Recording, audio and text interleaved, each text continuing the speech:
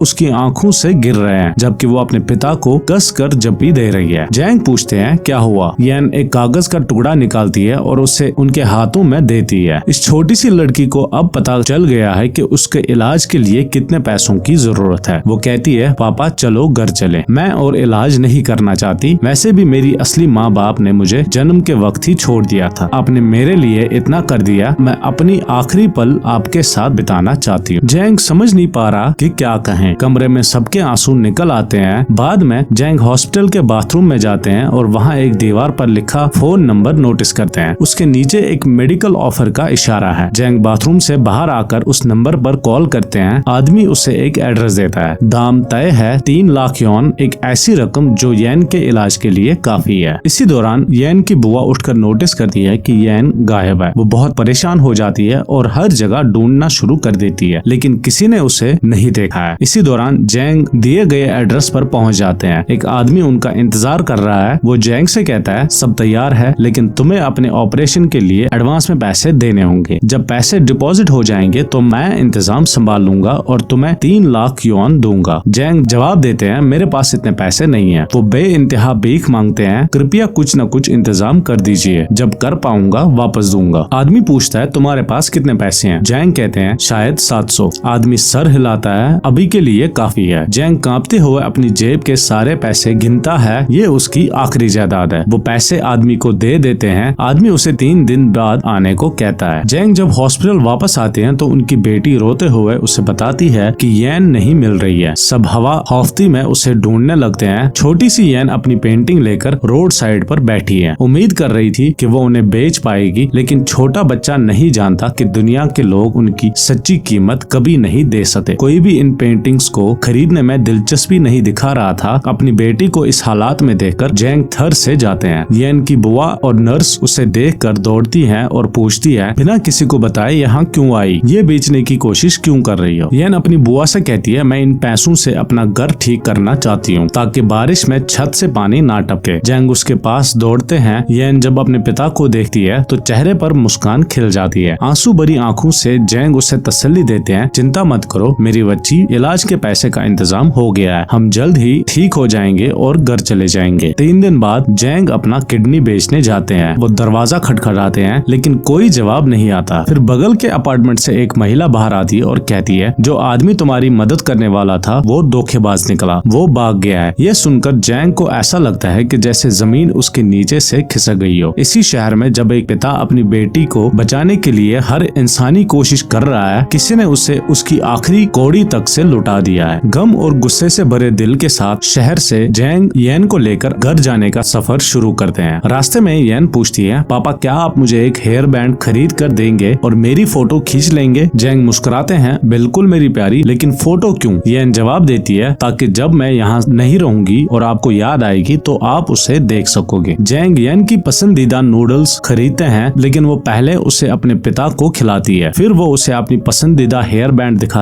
है, एक तितली वाला हेयर बैंड। जैंग उसे उसके लिए खरीद लेते हैं। इसके बाद वो एक स्टूडियो जाते हैं। पहले येन की अकेली फोटो खींची जाती है, फिर पिता बेटी की मिलकर फोटो खींची जाती है, लेकिन फोटो शूट के दौरान दोनों के चेहरे बिल्कुल उदास हैं। जैंग फोटो को संभाल कर रख लेते हैं हमेशा के लिए। रात को पिता बेटी एक साथ लेट जाते हैं, दोनों बिल्कुल खामोश हैं। फिर येन धीरे से अपने पिता से बात करती है, पापा जब मैं मर जाऊंगी तो कृपया मुझे पहाड़ी के ऊपर दफना देना, ताकि मैं आपको नीचे देख सकूं और आप ऊपर मुझे देख सको। जैंग धीरे से जवाब देते हैं, अब सो जाओ, बहुत देर हो गई है। जब येन सो जाती है, जैंग चुपचाप लेटे हुए रोते हैं। इसी दौरान नर्स जिया भी येन को याद करती है और बहुत आंसू बहाती है। वो अपनी कजन एक रिपोर्टर को कॉल करती है और उसे सब कुछ बताती है। अगली सुबह कजन उसे लेकर येन के गांव की तरफ गाड़ी चलाती है। पहुंचकर एक महिला उन्हें येन का घर दिखाती है। येन आंगन में बैठी ड्राइंग कर रही है। नर्स आती है और येन खुश हो जाती है। जिया येन के लिए एक डॉल लाती है और वो खुशी से उसके साथ खेलती है। जैंग जिया को लेकर ऊपर जाते हैं। रिपोर्टर जैंग से पूछती है, मैंने सब कुछ अपनी कजन से सुना, लेकिन अब मैं जानना चाहती हूँ कि आपने उसे सबसे पहले कैसे पाया था। जैंग कुछ देर चुपचाप बैठे हैं, फिर वो शुरू करते हैं। 7 साल पहले मैं लकड़ी चुनने जंगल गया था। खत्म करने के बाद जैसे ही मैं वापस आ रहा था, मैंने जंगल में एक बच्चे की रोने की आवाज सुनी। मैंने देखा एक छोटा सा बच्चा एक ब्लैंकेट में लिपटा हुआ जोर जोर से रो रहा था और आसपास कोई नहीं था। मैंने बच्चे को उठाया और चिल्लाया, उम्मीद की कि आसपास कोई जवाब देगा, लेकिन गहरे जंगल में सिर्फ मेरी आवाज की गूंज थी। मैं मुश्किल में नहीं पड़ना चाहता था, इसलिए मैंने बच्चे को वहीं रख दिया जहाँ से पाया था, लेकिन वो रोना बंद नहीं कर रहा था। मैं घर जाने लगा, फिर भी उसका रोना सुनकर मेरे कदम थम से गए। मैं उसे वहीं छोड़कर नहीं जा सकता था। मैं उसे अपने साथ घर ले आया। पूरा गांव देखने आया, लेकिन सबने यही कहा, तुमने अभी शादी भी नहीं की है, तुम्हें उसकी जिम्मेदारी नहीं लेनी चाहिए। एक एक कर सब चले गए, सिर्फ मेरा दोस्त छूट गया। उसने मुझसे कहा, अगर तुम उसे रखना चाहते हो तो रख लो, कुछ न कुछ हो जाएगा। उस दिन मैंने उसे अपने से लगा लिया और वादा किया, अब से मैं तुम्हारी देखभाल करूंगा, मैं तुम्हें एक अच्छा इंसान बनाऊंगा। घर में थोड़े से पैसे थे, उनसे मैंने दूध और फीडर खरीद ली। उस दिन से मैं अकेला ही उसकी देखभाल करता रहा और मैंने उसका नाम येन रखा है। आंसू भरी आंखों से दोनों कजन्स शहर वापस आ जाती हैं। रात को घर वापस आकर रिपोर्टर येन पर एक बड़ा न्यूज आर्टिकल लिखती है, उसकी पूरी जिंदगी की कहानी बताते हुए। अगले दिन आर्टिकल एक लोकप्रिय न्यूज़पेपर में छप जाता है। सुबह सुबह लोग येन की जिंदगी के बारे में पढ़ते हैं। रिपोर्टर अपने आने वाले पति को बताती है कि वो अपने फ्लैट के डाउन पेमेंट के पैसे येन को दान कर रही है। न्यूज़पेपर पब्लिशर रिपोर्टर को कॉल करता है और येन के लिए 3000 युआन दान करता है। वो उसे कहता है, ये एक जंग है, हम नहीं जानते जीतेंगे या हारेंगे, लेकिन हम येन को बचाने के लिए हर मुमकिन कोशिश करेंगे। धीरे धीरे पिता बेटी की कहानी टेलीविजन और रेडियो पर फैल जाती है। पल भर में येन की कहानी पूरे चाइना में वायरल हो जाती है। हर टीवी चैनल कहानी दिखाता है, दुनिया को एक पिता के अपनी बेटी के प्यार के बारे में बताता है। स्कूल्स येन के मदद के लिए पैसे जमा करना शुरू कर देते हैं। देश के अलग अलग हिस्सों से लोग हॉस्पिटल आते हैं, जो भी जमा पैसे हैं उन्हें दान करते हैं उसके इलाज में मदद के लिए। अगले दिन एक एम्बुलेंस येन के घर आती है उसे हॉस्पिटल ले जाने के लिए। नर्स जिया और उसकी रिपोर्टर कजन वहाँ उनके साथ जाने के लिए मौजूद हैं। इसी दौरान जैंग अपनी बेटी के बाल बुन रहे हैं। येन अपने पिता को दिखाती है और कहती है, पापा मेरे ऊपर इतने सारे पैसे खर्च हो गए हैं ना। जैंग कुछ देर खामोश रहते हैं, फिर धीरे से जवाब देते हैं, मेरी ये इच्छा है कि अगले जन्म में भी तुम मेरी बेटी बनो, तब देखो हमारे पास कोई कमी नहीं होगी। हम शहर में एक बड़ा घर खरीदेंगे और वहाँ रहेंगे। पिता बेटी मिलकर रोते हैं। इसी वक्त किसी ने दरवाजा खटखटाया। येन कहती है, पापा मैं खोलती हूँ। वो दरवाजा खोलती है और जिया उससे मुस्कुराकर देखती है। वो येन को अपने साथ ले जाने आए हैं। इसी दौरान टीवी पर पिता बेटी का एक इंटरव्यू दिखाया जाता है। वो आदमी जिसने जैंग को पीटा था उसे देखकर बहुत पछताता है कि उसने उस दिन क्या किया था। दाऊ के बेटे समेत गांव के बुजुर्ग भी देख रहे हैं और अपील कर रहे हैं, कृपया येन की मदद करो। मैं क्लास में उसे परेशान करता था, लेकिन वो बहुत अच्छी लड़की है। दाऊ का दिल भी पिघल जाता है। देश के अलग अलग हिस्सों से लोग तोहफे और दान लेकर येन को देखने हॉस्पिटल आते हैं। कुछ देर बाद डॉक्टर येन को देखने आते हैं। वो कहती है आपका इलाज आज से शुरू हो रहा है, कुछ टेस्ट में आपको तकलीफ हो सकती है। लेकिन येन जवाब देती है मुझे कोई तकलीफ नहीं है, मैं ठीक होने के लिए हर दर्द झेल लूंगी। छोटी सी लड़की बिना कुछ बोले सब टेस्ट से गुजर जाती है। गाँव वाले भी टीवी पर येन की कहानी देखते रहते हैं। देश के हर कोने से मदद आती रहती है। इस हॉस्पिटल में येन अब सबकी चिंता का केंद्र बन चुकी है। अगले दिन एक रिपोर्टर येन का इंटरव्यू लेती है और उसकी ड्राइंग को देखती है। एक ड्राइंग एक महिला की है। रिपोर्टर पूछती है ये कौन है? येन जवाब देती है ये वो आंटी है जिससे मैंने एक बार सेब बेचते वक्त चोट पहुंचाई। अगर मैं उनसे फिर मिलूं तो माफी मांगूंगी। इसी पल वो महिला खुद रिपोर्ट देख रही होती है। कुछ देर बाद एक बोके लेकर हॉस्पिटल आती है। येन अपने कैबिन में बैठती है जब एक और नर्स जैंग को बताती है कि इस महिला ने येन के लिए 7,000 यौन दान किया है। सब हैरान हैं। जैंग उसे ढूंढकर शुक्रिया अदा करना चाहते हैं लेकिन वो उन्हें देखकर छिप जाती है। आगे आने से शर्मा रही है। वो एक बॉकेट देखती है, उसमें एक छोटा सा नोट है। येन मुझे अफसोस है जो मैंने किया, मुझे तुम्हें थप्पड़ नहीं मारना चाहिए था, कृपया मुझे माफ कर देना। सीन शिफ्ट होता है। अब 10 सितंबर 2004 है। येन की आखिरी कीमोथेरेपी को 1 हफ्ता बीत चुका है। उसके सारे बाल जड़ चुके हैं। डॉक्टर येन को चेक करने आती है और कहती है मेरी कोई बेटी नहीं है, क्या तुम मेरी बेटी बनोगी? ये सुनकर येन बहकर रो पड़ती है। उसे हमेशा अपने पिता का प्यार मिला था लेकिन कभी माँ का प्यार नहीं मिला था। उसके इलाज के लिए जरूरी पैसों का इंतजाम पहले ही हो चुका है। येन दिल से सबका शुक्रिया अदा करती है। सब उसके लिए खुश हैं और सच्चे दिल से प्रार्थना करते हैं। दोपहर को जैंग और जिया येन को सी साइड वॉक करने ले जाते हैं। येन ने ऐसा सुंदर स्थान पहले कभी नहीं देखा था। वो जिया का दिल से शुक्रिया अदा करती है। अगला सीन दिखाता है येन को अपने बेड पर बैठी ड्राइंग कर रही है। डॉक्टर गुजर रही होती है, उसे नोटिस करती है और कमरे में आती है। बाहर बहुत ठंड है। वो कहती है तुमने सॉक्स क्यों नहीं पहने? येन जवाब देती है मेरे पास एक ही पैर है और मैं उन्हें धो रही हूँ, जब सूख जाएंगे तो फिर पहन लूंगी। डॉक्टर मुस्कुराते हैं और कहते हैं समझ गई, अगली बार सुपरमार्केट जाऊँ तुम्हारे लिए एक सॉक्स खरीद लूंगी और जो भी चाहिए बता देना, मैं ला दूंगी। येन कहती है मुझे लाल जूते बहुत पसंद है और मैं एक सफेद ड्रेस चाहती हूँ। डॉक्टर धीरे से उसका सर सहलाती है और कहती है ठीक है प्यारी, तुम बिल्कुल एक असली छोटी सी राजकुमारी लग रही हो। अगले सीन में डॉक्टर जैंग से बात करती है। वो उन्हें बताती है हमें येन के लिए एक असली रिश्तेदार ढूंढना होगा। उसे बोन मैरो ट्रांसप्लांट की जरूरत है और जेनेटिकली वो उसके परिवार से ही आना चाहिए। जैंग और नर्स फिर से गाँव की तरफ निकल जाते हैं। उनकी योजना है आसपास के गाँव ढूंढने की जहाँ जैंग ने येन को जंगल में पाया था। वो पहले गाँव पूछते हैं। जैंग वो कपड़ा दिखाते हैं जिसमें उन्होंने येन को पाया था और कहते हैं 7 साल पहले इस गाँव से एक बच्चा गायब हुआ था लेकिन कोई कुछ नहीं बता रहा। इसी दौरान येन हॉस्पिटल के गार्डन में वॉक करने जाती है। वो अपनी उम्र के एक बच्चे को देखती है जिसकी आंखों पर बैंडेज है। वो पूछती है तुम्हें क्या हुआ? लड़का समझाता है कि उसकी आंखें खराब है। येन कहती है क्या तुम्हारी आंखें ठीक हो जाएंगी? बच्चा जवाब देता है सिर्फ अगर कोई दान दे, वरना मैं जिंदगी भर अंधा ही रहूंगा। जैंग इस क्षेत्र के आखिरी गांव तक पूछने जाता है। वो एक महिला को कपड़े दिखाकर सब कुछ समझाते हैं लेकिन महिला उन्हें बताती है मैं इस गांव में कई सालों से रह रही हूँ, यहाँ ऐसा कुछ भी नहीं हुआ है, अगर होता तो मुझे पता होता। जैंग बिल्कुल टूट जाते हैं। उन्हें समझ नहीं आता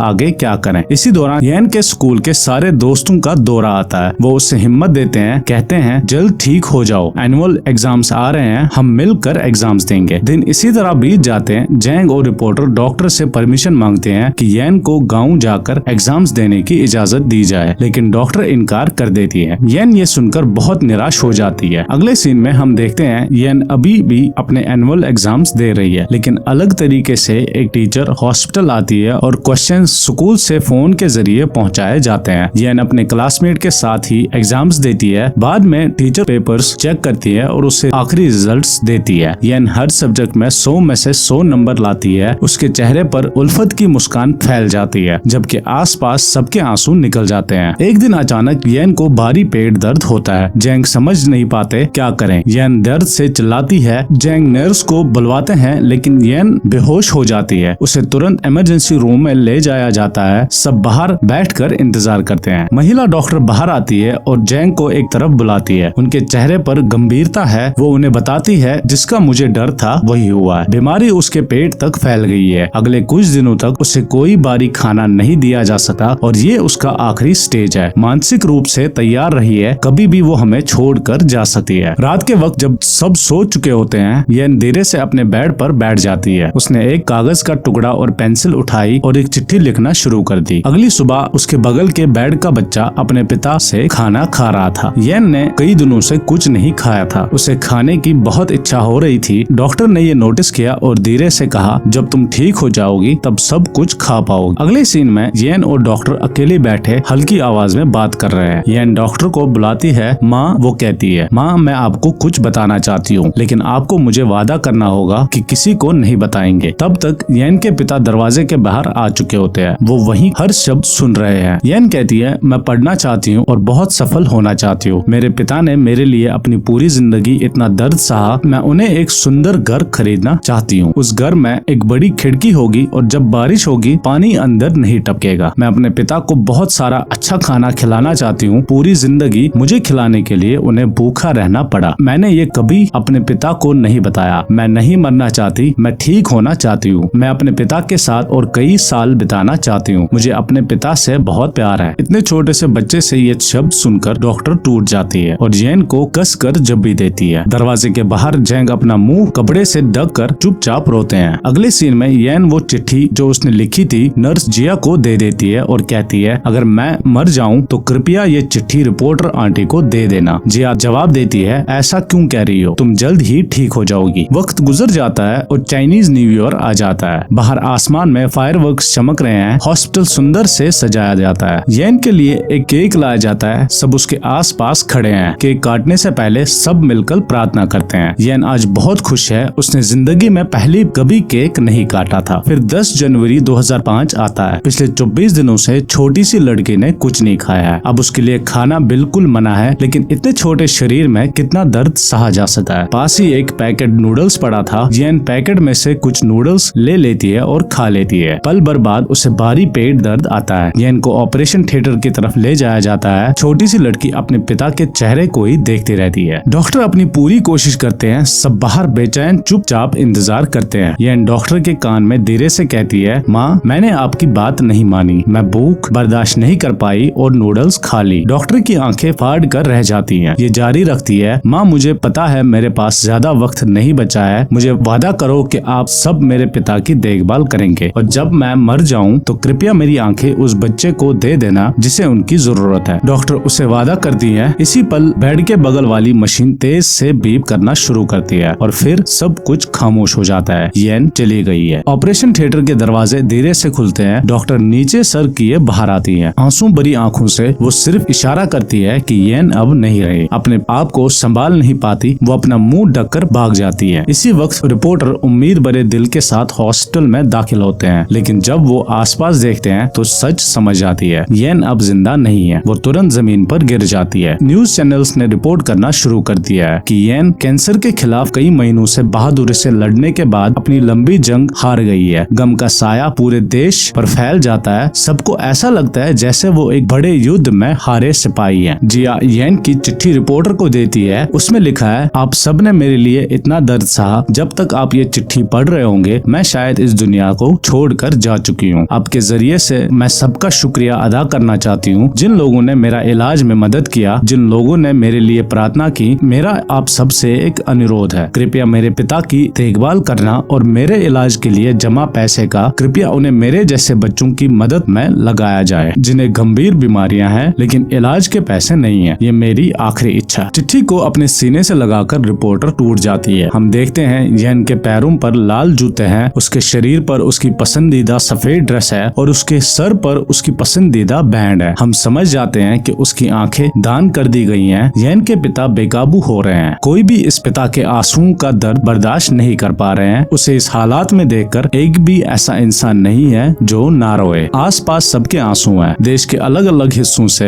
हजारों लोग येन की आखिरी विदा में शामिल होते हैं। इतनी कम उम्र में लाखों दिल जीत कर इस दुनिया को अलविदा कह जाती है। ये असली येन और उसके पिता है, वही कहानी जो हमने अभी देखी। फिल्म के अंत में ये दिखाया जाता है कि 2007 में चाइनीज गवर्नमेंट ने बच्चों के लिए खास हॉस्पिटल बनाए और 2013 से इलाज गवर्नमेंट की तरफ से फ्री मौजूद कराया जा रहा है।